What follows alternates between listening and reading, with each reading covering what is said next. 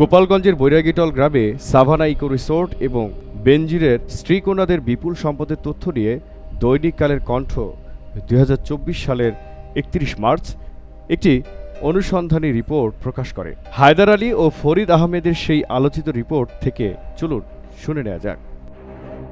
গোপালগঞ্জের শাহপুর ইউনিয়নের বৈরাগীটল গ্রাম নিভূত এই পল্লীর মাঝে গড়ে তোলা হয়েছে সাভানা ইকো রিসোর্ট নামের এক অভিজাত ও দৃষ্টিনন্দন পর্যটন কেন্দ্র, যেখানে এক রাত থাকতে গেলে গুনতে হয় অন্তত ১৫,০০০ টাকা। একই সঙ্গে প্রাকৃতিক সৌন্দর্য আর হাতে গড়া অভিজাত্যের অপরূপ মিশেল। বিশাল আকৃতির ১৫টি পুকুরের চারপাশে গার্ডওয়াল, দৃষ্টিনন্দন ঘাট, পানির কৃত্রিম ঝর্ণা ও আলোর ঝলকানি। পাড় ঘেঁষে রয়েছে বিলাসবহুল ডুপ্লেক্স কটেজ। বিদেশি শিল্পীদের নিপুণ হাতে তৈরি হয় এসব স্থাপত্য নকশা। কটেজের ভেতর থেকে পুকুর পর্যন্ত এমন পথ নির্মাণ করা হয়েছে যেখানে মাটিতে পা ফেলার প্রয়োজনই নেই। সরাসরি কটেজ থেকে কাঁচে ঘেরা আবরণ পেরিয়ে পৌঁছানো যায় শান বাঁধানো ঘাটে। সাভানা ইকো রিসোর্টের পরিধি এতটাই বড় যে শাহপুর গ্রামের নাম লিখে গুগলের সার্চ দিলে এই রিসোর্টটি আগে ভেসে ওঠে পর্দায়। প্রায় ১,৪০০ বিঘা জমির ওপর নির্মিত এই ইকো রিসোর্টের বিভিন্ন জায়গায় মাটি ভরাট করে বানানো হয়েছে কৃত্রিম পাহাড়।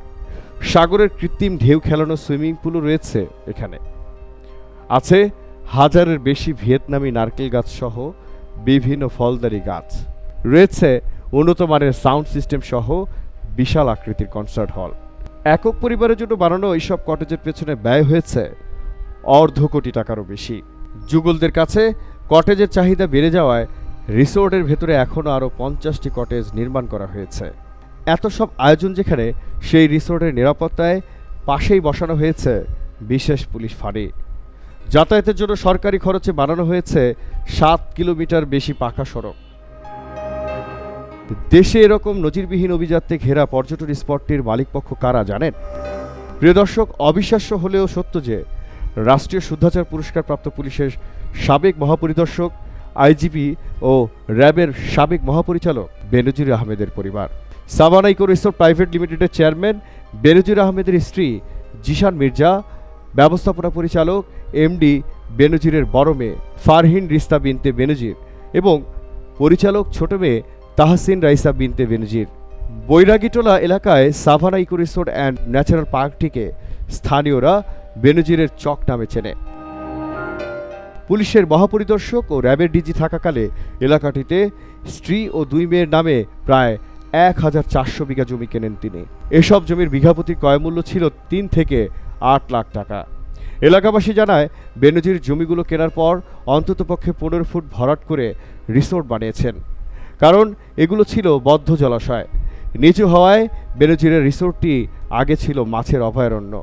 সাভানা রিসোর্টে কটেজ পর্যটকদের কাছে ভাড়া দেওয়া হচ্ছে। এগুলো কাপলদের কাছে শুধু দিন হিসাবে সকাল থেকে বিকেল পর্যন্ত ৫ থেকে ৮,০০০ টাকা, রাত হিসাবে সন্ধ্যা থেকে সকাল পর্যন্ত একই দামে দিন রাত ২৪ ঘন্টা ১০ থেকে ১৫,০০০ টাকায় ভাড়া দেওয়া হয়। রিসোর্টে চাকরিরত দায়িত্বশীলরা জানান, যে কোনো বয়সী ছেলেমেয়েরা কোনো রকম প্রতিবন্ধকতা ছাড়াই এসব কটেজে থাকতে পারে, চাইলে রাত্রিযাপনও করতে পারে। আশপাশের বিভিন্ন এলাকায় যোগাযোগ ব্যবস্থায় উন্নতি না হলেও এই রিসোর্টে প্রবেশ স্বাচ্ছন্দ্য করতে ৭ কিলোমিটার সড়ক পাকা করা হয়েছে সরকারি খরচে। রিসোর্টের ভেতরে সর্বত্র করা হয়েছে ঢালাইয়ের রাস্তা। রিসোর্টের সব রাস্তার হিসাব করলে দেখা যায় প্রায় ৩০ কিলোমিটার সড়ক পিচ ঢালাই করা হয়েছে। স্থানীয়রা জানায়, বেনজিরের নিজ প্রতিষ্ঠানে এসব রাস্তাও করা হয়েছে সরকারি খরচে। শুধু এই সাভানা ইকো রিসোর্টই নয়, পুলিশের সাবেক এই প্রভাবশালী শীর্ষ কর্মকর্তা তাঁর স্ত্রী ও ২ মেয়ের নামে গড়ে তুলেছেন সম্পদের পাহাড়। দেশের বিভিন্ন এলাকায় তাদের নামে অন্তত ৬টি কোম্পানির খোঁজ পাওয়া যায়। এর ৫টি নিজ জেলা গোপালগঞ্জে। জেলা সদরের শাহপুর ইউনিয়নের বৈরাগীটোল এলাকায় অবস্থিত প্রতিষ্ঠানগুলোতে বিনিয়োগের পরিমাণ ৫০০ কোটি টাকার বেশি বলে ধারণা পাওয়া গেছে। প্রিয় দর্শক, এরকম অনুসন্ধানমূলক খবর পেতে আমাদের এই চ্যানেলটি সাবস্ক্রাইব করুন আর কমেন্ট করে জানাতে পারেন আপনার মূল্যবান মন্তব্য। বাংলার জানালায় জহিরুল ইসলাম।